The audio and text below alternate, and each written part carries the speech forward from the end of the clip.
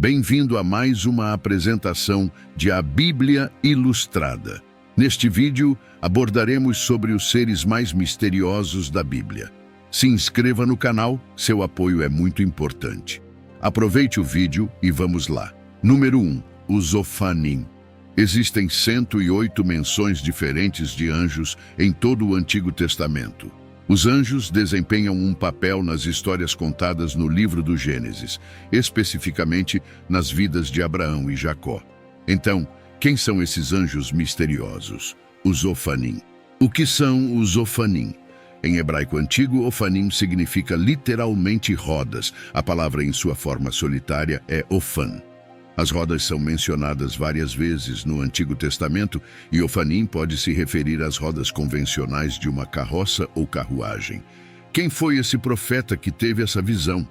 Durante a conquista de Nabucodonosor em 597 a.C., Ezequiel foi um dos 10.000 prisioneiros capturados em Jerusalém e provavelmente profetizou na Babilônia AOS, exilados no assentamento de Tel Abib, no rio Quebar.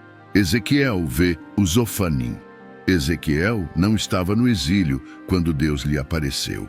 Deus usou este encontro para iniciar o ministério de Ezequiel como profeta, mostrando-lhe uma visão surpreendente.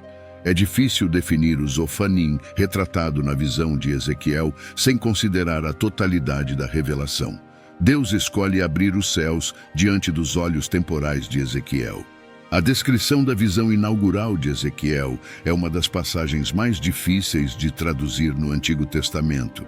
Ezequiel primeiro conta onde estava quando teve a visão. Ezequiel capítulo 1, versículos 1 a 4. Ora, isso aconteceu quando eu estava com 30 anos de vida. No 5º dia do 4º mês, enquanto eu estava entre os exilados, às margens do rio Quebar, na Babilônia, os céus estavam abertos e eu tive visões de Deus. No 5º dia do mês, que foi o 5º ano do cativeiro do rei Jeoiaquim, a palavra do Senhor veio expressamente a Ezequiel, o sacerdote filho de Buzi, na terra dos caldeus pelo rio Quebar. E a mão do Senhor veio sobre ele ali.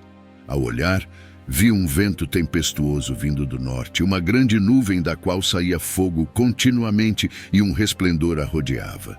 E em seu núcleo havia algo como um metal brilhante de cor âmbar no meio do fogo.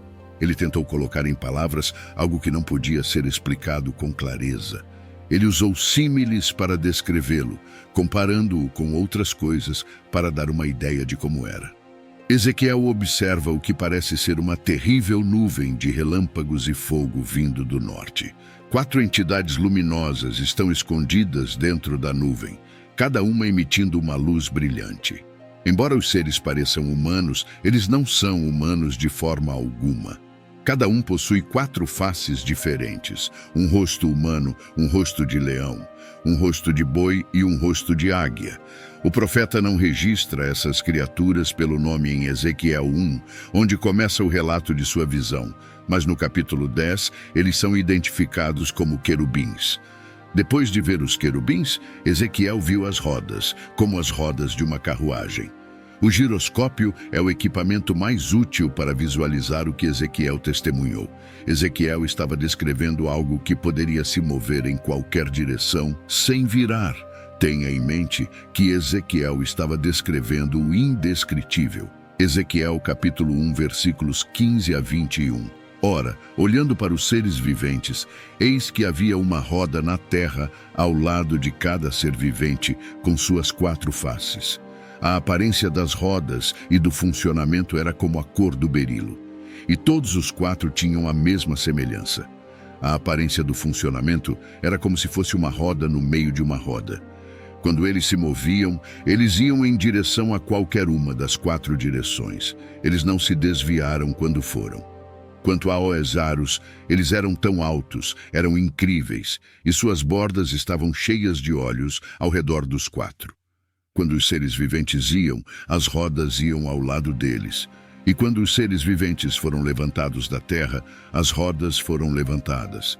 Aonde quer que o espírito quisesse ir, Eles iam porque para lá foi o Espírito, e as rodas se levantaram junto com eles. Pois o Espírito dos seres viventes estava nas rodas. Quando aqueles foram, estes foram. Quando aqueles estavam de pé, estes estavam de pé. E quando esses foram levantados da terra, as rodas foram levantadas junto com eles. Pois o Espírito dos seres viventes estava nas rodas. Ezequiel continuou a explicar a interação constante entre as rodas e os querubins. As rodas viajaram na mesma direção que os querubins. Ele disse que a manifestação do Espírito de Deus podia ser visto em tudo o que estava acontecendo. Ezequiel também estava vendo a onisciência de Deus. Os múltiplos olhos que ele viu representavam a plena consciência de Deus. Ele vê e sabe tudo. Este grande livro começa com uma visão. Ezequiel recebe uma revelação de Deus de 4 figuras angélicas. Nesta visão, Deus chama o profeta para ser seu porta-voz e vigia junto aos exilados hebreus. Esta visão é a primeira de 4 do livro. Ezequiel descreve esta primeira visão em detalhes vívidos. Ezequiel usou analogias para fornecer uma visão visionária. Ao todo, as enormes rodas, as criaturas vivas, o fogo envolvente e os olhos nas bordas das rodas criaram uma imagem muito aterrorizante. Que ilustração convincente da providência de Deus, que está constantemente em ação, intrincadamente projetado, nunca errado e nunca atrasado. O que Ezequiel viu ou descreveu nesta passagem é difícil de visualizar. Presumivelmente, é a imagem de uma carruagem magnífica com 4 rodas que traz o trono de Deus. Tudo nesta imagem, desde os seres vivos até o trono de Deus, parece estar em constante movimento e atividade. As rodas e seus mecanismos podem ter sido livres para viajar em qualquer direção, contudo, seus movimentos não indicavam desordem ou confusão. A descrição de olhos cheios foi como João descreveu os próprios querubins. A sensação é de excelente conhecimento e inteligência. Ofanim também são mencionados de forma semelhante em Ezequiel 10. Ezequiel deveria entender que a carruagem ou trono da carruagem de Deus estava em movimento. Nas passagens, o trono de Deus é colocado sobre rodas, ofanim, e depois empurrado por 4 anjos. Existem rodas dentro de rodas, em ângulos cruzados, com o efeito de que o trono pode se mover em qualquer direção sem ter que virar. O ofanim tem sido um ponto de fascínio para muitos, e mais tarde os escritores apocalípticos judeus deram-lhes vida própria. As rodas foram eventualmente reconhecidas como um tipo separado de anjo conhecido como ofanim, porque alguns se referem aos ofanim como anjos. Não há uma única menção aos ofanim nas escrituras sendo criaturas angélicas, mas escritores judeus apócrifos os marcaram como uma classe de anjos e os listaram em sua hierarquia de anjos, junto com os serafins e querubins. Por causa da semelhança de vida única dos ofanim, seu poder sobrenatural e sua proximidade com o trono de Deus, sem falar na multidão de olhos, sejam os ofanim ou não seres angelicais, ou apenas um mecanismo de transporte multidimensional movido por energia divina, não importa. O que importa é a função dos ofanim em demonstrar a glória de Deus a Ezequiel e todos os outros crentes que um dia leriam seu relato e obteriam uma visão renovada da realeza de Deus. O que os ofanim revelam sobre Deus? Tanto na aparência quanto na função, os ofanim, que aparecem na visão de Ezequiel, mostram o domínio completo de Deus sobre todo o cosmos. Assim como o Espírito de Deus guia os querubins, esse mesmo Espírito habita nos ofanim, e os olhos que cobrem as rodas e os querubins simbolizam a onisciência de Deus. Ele tudo vê, tudo sabe. Deus consistentemente forneceu a Ezequiel visões incomuns que o levou a falar de maneiras incomuns, de mãos e pergaminhos que desciam do céu, as 4 abominações cometidas no templo, as vinhas, as águias, aos leões, aos ossos secos e ao fogo. Ezequiel traficava imagens estranhas, mas memoráveis. Isso os lembrou de sua santidade e poder como o Senhor de toda a criação. A mensagem era clara. Embora seu povo estivesse no exílio e sua nação estivesse prestes a ser destruída, Deus ainda estava no trono e era capaz de lidar com todas as situações. Número 2, Behemoth, o Behemoth. O Behemoth é uma besta da qual o próprio Deus fala. Vemos esta grande besta no livro de Jó.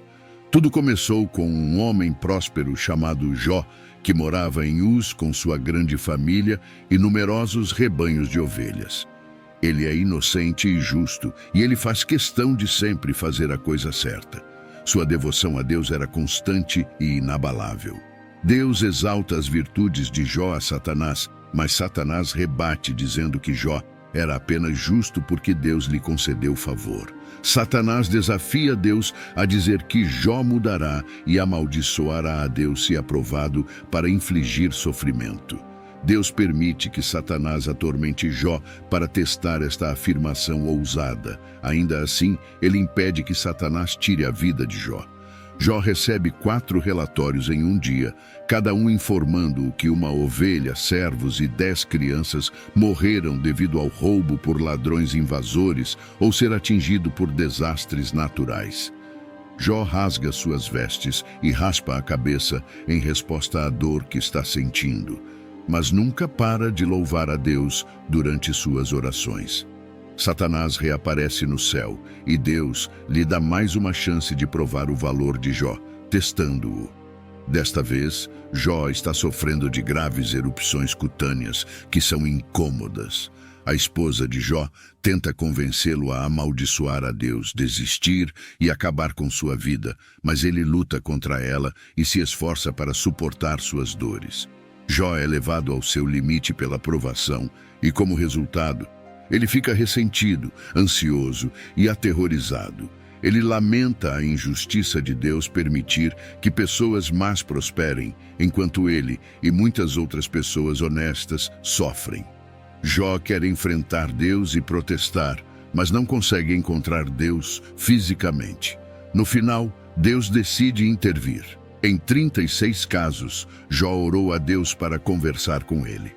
Seu desejo foi concedido neste momento. Deus se comunica com Jó no meio de uma tempestade em ambas as ocasiões. A maneira como Deus fala com ele com muito humor. Deus diz a Jó que ele é quem fez o universo e tudo que nele há. Ele realiza sua excelente atividade de criar e sustentar o mundo, perguntando a Jó se ele poderia igualar esse trabalho. Ele termina perguntando se Jó é capaz de julgar, dizendo-lhe que é impertinente Jó acreditar que Deus deveria se explicar a ele. O trabalho parece muito pequeno. Na segunda rodada, Deus não fala de si mesmo como Criador, mas de suas criaturas. Jó, capítulo 40, versículos 15 a 24. Olhe agora para o Behemoth que eu fiz junto com você. Ele come grama como um boi. Veja agora, sua força está em seus quadris e seu poder está nos músculos do estômago. Ele move a cauda como um cedro. Os tendões de suas coxas estão bem unidos. Seus ossos são como vigas de bronze. Suas costelas parecem barras de ferro. Ele é o primeiro dos caminhos de Deus. Somente aquele que o criou pode aproximar sua espada. Certamente as montanhas lhe rendem alimento, e todos os animais do campo brincam ali. Ele está sob as árvores de lótus, em um esconderijo de juncos e pântanos. As árvores de lótus o cobrem com sua sombra. Os salgueiros à beira do riacho o cercam. Na verdade, o rio pode estar furioso, mas ele não é perturbado. Ele está confiante, embora o Jordão jorre em sua boca, embora ele o leve nos olhos ou alguém fura o nariz com uma armadilha. Anteriormente, o foco era mais sobre o mistério da criação animal.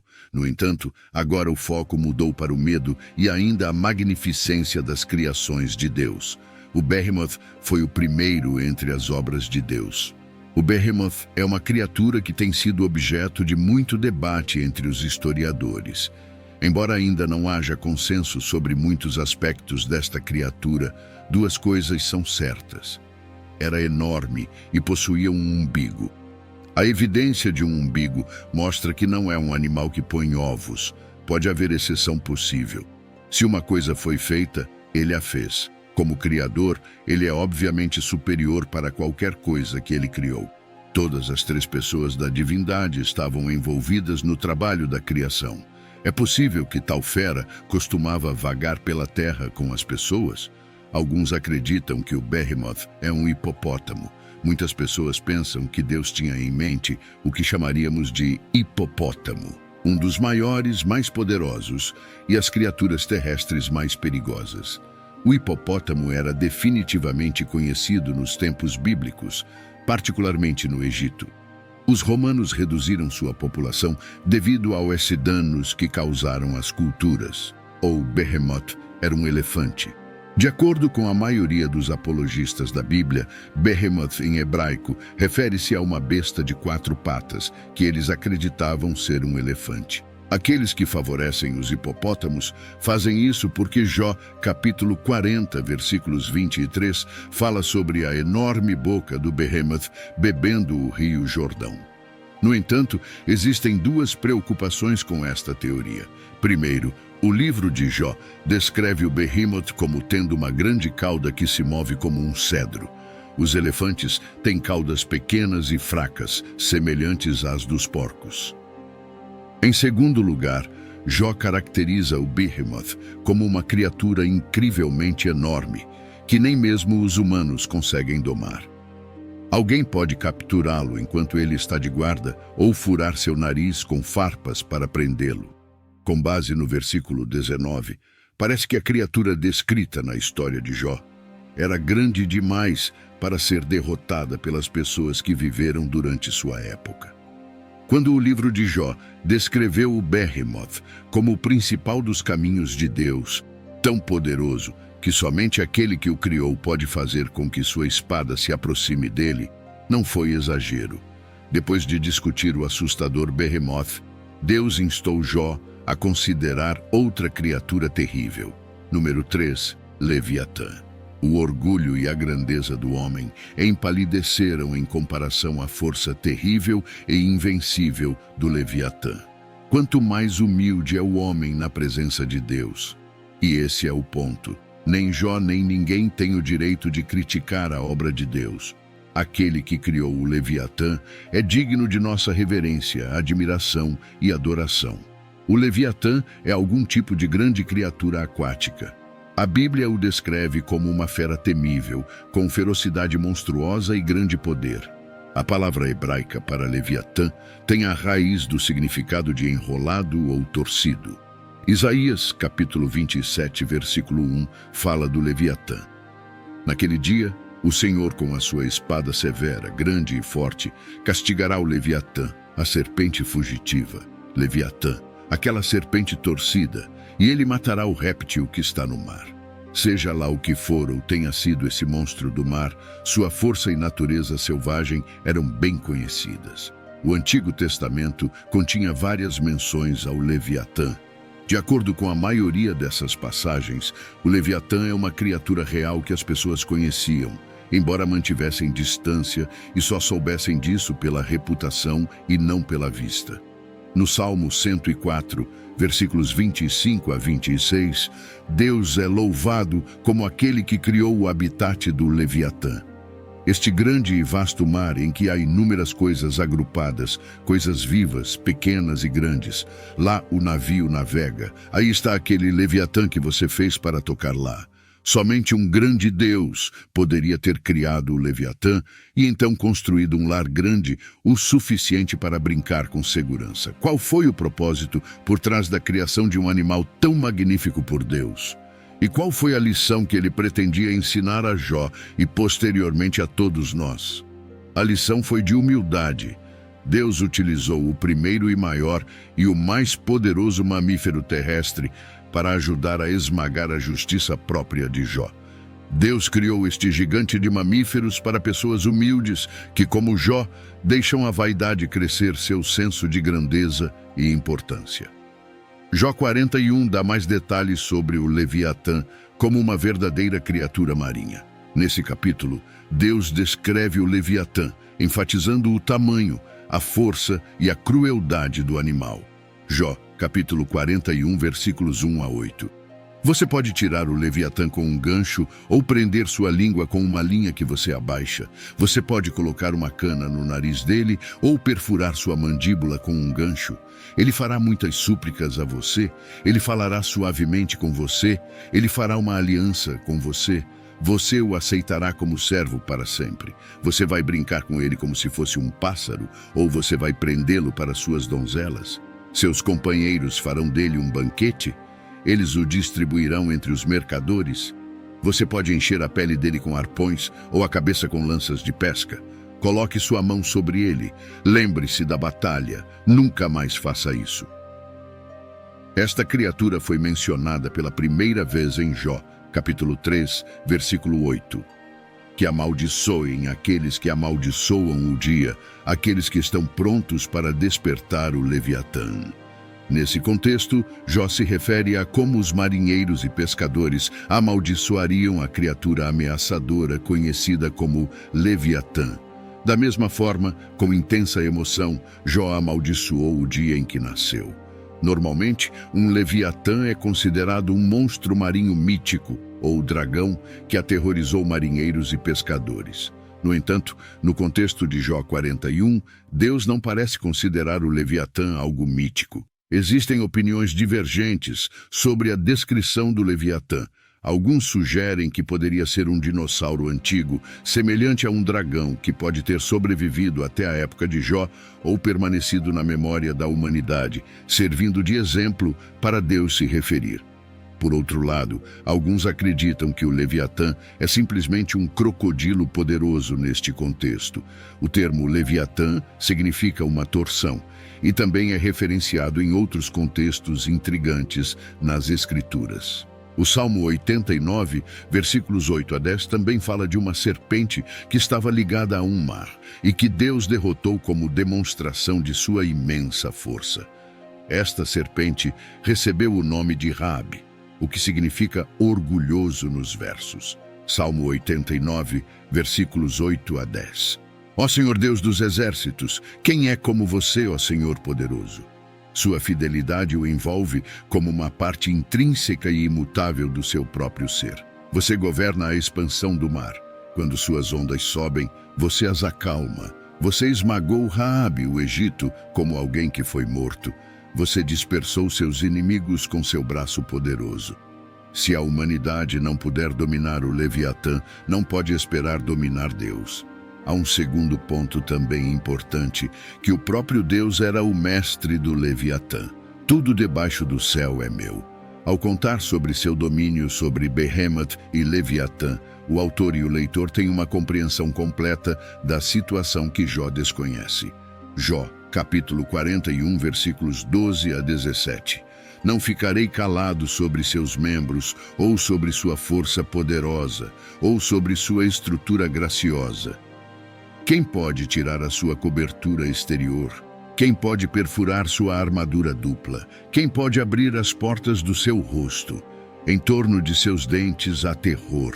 Suas escamas fortes são seu orgulho, trancadas como se estivessem num selo apertado. Um está tão próximo do outro que nenhum ar consegue passar entre eles. Eles estão unidos um ao outro. Eles se abraçam e não podem ser separados. Algumas pessoas acreditam que a descrição do Leviatã, com sua pele áspera e escamosa, semelhante a uma armadura e numerosos dentes assustadores, sugerem que neste contexto bíblico, Deus estava imaginando um crocodilo poderoso. No entanto, esta descrição do Leviatã parece definitivamente além de um crocodilo. Jó capítulo 41, versículos 18 a 21. Seus espirros emitem luz, e seus olhos são como as pálpebras da manhã. De sua boca saem luzes acesas, faíscas de fogo disparam. De suas narinas sai fumaça, como se fosse de uma panela fervendo e de juncos em chamas. Sua respiração acende brasas e uma chama sai de sua boca. Jó, capítulo 41, versículos 22 a 34. Em seu pescoço mora a força e o espanto salta diante dele. As dobras de sua carne estão unidas, firmes e imóveis sobre ele. Seu coração é firme como uma pedra e firme como uma pedra de moinho inferior. Quando ele se levanta, os poderosos ficam com medo. Por causa da queda, ficam desnorteados. A espada que o atinge não pode prevalecer, nem a lança, o dardo ou o dardo. Ele considera o ferro como palha, o bronze como madeira podre. A flecha não pode fazê-lo fugir, as pedras das fundas se transformam em restolho para ele. Os clubes são considerados restolho. Ele ri do barulho do dardo. Suas partes inferiores são como peças afiadas de cerâmica. Ele se espalha como um trenó na lama. Ele faz as profundezas ferverem como uma panela. Ele faz do mar um frasco de unguento. Atrás dele, ele ilumina um caminho. Alguém poderia pensar que as profundezas têm cabelos grisalhos. Nada na terra é como ele, um feito sem medo. Ele olha para tudo que é alto. Ele é rei sobre todos os filhos do orgulho. Na descrição final detalhada do Leviatã, Deus usou uma linguagem que ligava intimamente a ideia do Leviatã com Satanás. Jó foi instruído por Deus a pensar nessas criaturas invencíveis. Deus completa seus comentários a Jó sem nunca contar a ele a história por trás da história. Jó ficou inconsciente da situação que motivou toda a sua crise.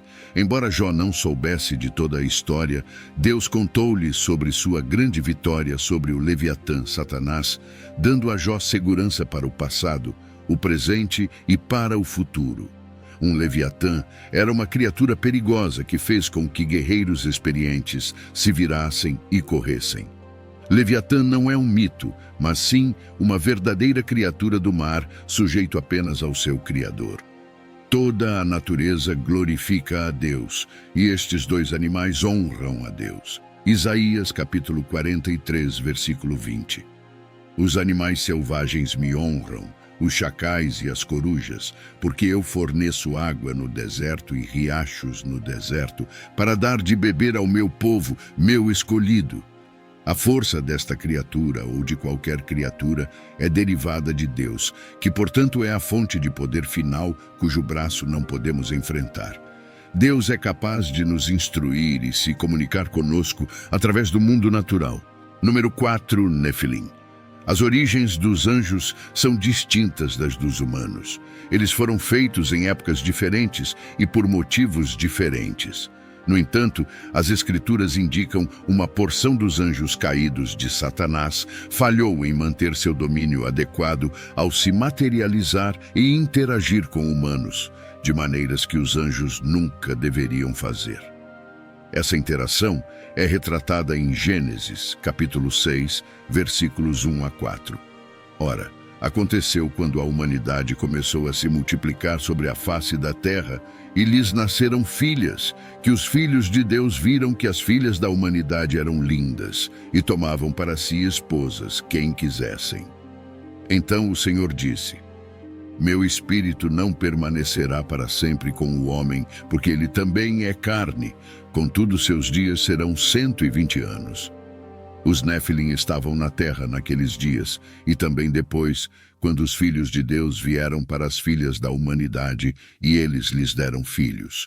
Esses foram os homens poderosos que existiram na antiguidade, homens de renome. Isto se refere à descendência não natural da parceria entre os filhos de Deus e as filhas dos homens. Contudo, havia indivíduos de tamanho distinto na terra antes e depois do dilúvio. Os indivíduos que viveram antes do dilúvio foram notáveis devido à sua linhagem demoníaca. Eles eram conhecidos como os homens poderosos e famosos dos tempos antigos. À primeira vista, não há indicação de envolvimento angélico ou demoníaco. Uma passagem em Jó, por outro lado, proporciona uma melhor compreensão. Deus explica a Jó sua onipotência ao relatar seu poder sobre a criação. Jó, capítulo 38, versículos 4 a 7. Onde vocês estavam quando lancei os alicerces da terra? Diga-me, se você tiver compreensão, quem definiu suas medidas, desde que você sabe? Ou quem estendeu sobre ele o cordel de medir? Em que bases foram afundadas? Ou quem lançou sua pedra fundamental quando as estrelas da manhã cantam juntas e todos os filhos de Deus gritam de alegria?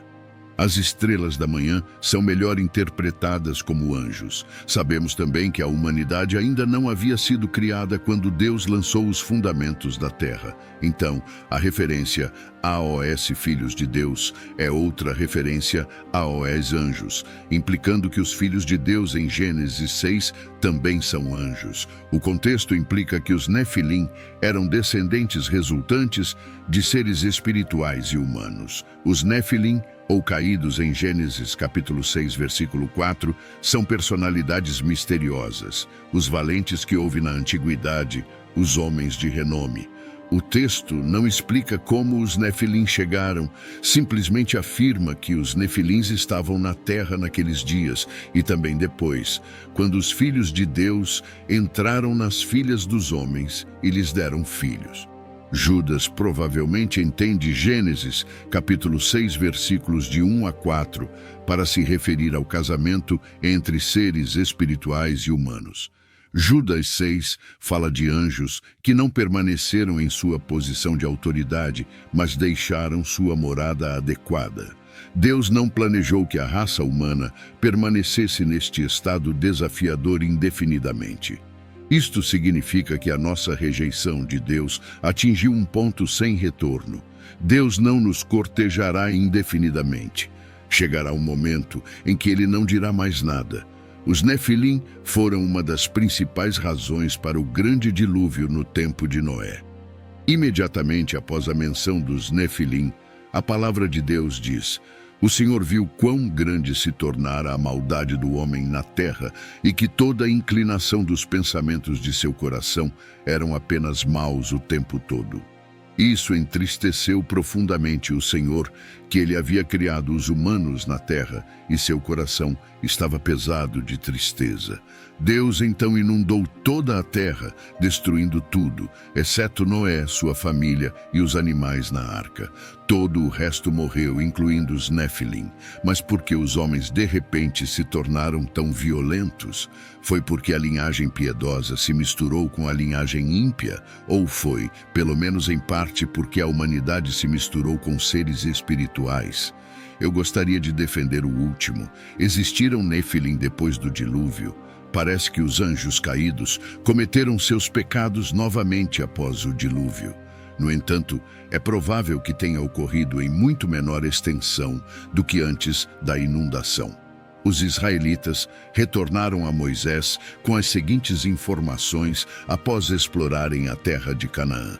Números capítulo 13, versículo 33. Vimos também os Nefilins ali, os filhos de Anak fazem parte dos Nefilins, e éramos como gafanhotos, AOS nossos próprios olhos, e assim estávamos à vista deles. Também é possível que depois do dilúvio, os demônios acasalaram com fêmeas humanas novamente, resultando em mais Nefilim. É até possível que algumas características dos Nefilim tenham sido transmitidas através da linhagem de uma das noras de Noé. De qualquer forma, os israelitas destruíram esses gigantes durante a invasão de Canaã.